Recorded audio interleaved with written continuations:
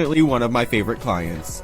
I promise you guys, he looks so cute when all his curls are blown out and he's one big fluffy poop. A quirk about them that they don't like, and most of the time it's with the feet and the face, especially around their big bulging eyes. I mean, hey, I get it too. I wouldn't want people poking around there either. But I put Mimo's hair up so you can see, and I really wasn't trimming anything today. I was just...